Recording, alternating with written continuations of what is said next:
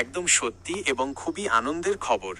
ওমানের ভিসা নিয়ে বাংলাদেশি প্রবাসীদের জন্য সত্যিই একটি বড় সুখবর এসেছে।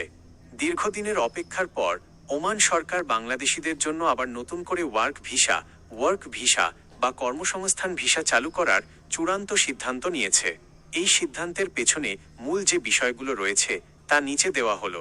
ভিসা চালুর আনুষ্ঠানিক ঘোষণা। রিয়াদে অনুষ্ঠিত গ্লোবাল লেবার মার্কেট কনফারেন্সে বাংলাদেশের প্রবাসী কল্যাণ ও বৈদেশিক কর্মসংস্থান উপদেষ্টা আসিফ নজরুল এবং ওমানের শ্রমমন্ত্রী মাহাদ বিন সাইদ বিন আলী বাওয়াইনের মধ্যে একটি অত্যন্ত সফল বৈঠক হয়েছে।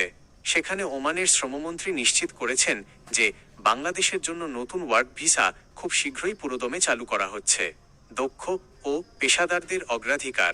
ওমান সরকার এবার বিশেষ করে দক্ষ পেশাদার যেমন প্রকৌশলী, ইঞ্জিনিয়ার্স, চিকিৎসক, ডক্টরস এবং নার্সেস ওমানের শ্রমবাজারে প্রবেশের সুযোগ সহজ করার ওপর জোর দিচ্ছে।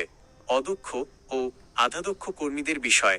2023 সাল থেকে অদক্ষ ও আধাদক্ষ কর্মীদের নতুন ভিসা সাময়িকভাবে বন্ধ রাখা হয়েছিল, যাতে ওমানে ইতিমধ্যে থাকা অনিয়মিত বা কাগজপত্রহীন বাংলাদেশিদের আইনি প্রক্রিয়ার মাধ্যমে বৈধ করা যায়। সেই বৈধকরণ প্রক্রিয়া এখন শেষের দিকে হওয়ায় খুব শীঘ্রই সাধারণ কর্মীদের ভিসার স্থগিতাদেশও তুলে নেওয়া হচ্ছে। জরিমানা ছাড়া বৈধ হওয়ার সুযোগ। ওমান সরকার সেখানে অবস্থানরত অবৈধ বাংলাদেশি শ্রমিকদের কোনো প্রকার জরিমানা ছাড়াই বৈধ হওয়ার যে সুযোগ দিয়েছে তাকে বাংলাদেশ সরকার সাধুবাদ জানিয়েছে। প্রবাসীদের জন্য এটি একটি বিশাল সুযোগ নিয়ে আসছে, বিশেষ করে যারা নতুন কাজের উদ্দেশ্যে ওমান যাওয়ার কথা ভাবছেন কিংবা যারা অলরেডি ওখানে আছেন এবং নিজেদের কাগজপত্র ঠিক করতে চাচ্ছেন। ওমানের ভিসা প্রসেসিং বা নতুন কোনো আপডেট সম্পর্কে আপনার কি সুনির্দিষ্ট কোনো তথ্য জানার আছে?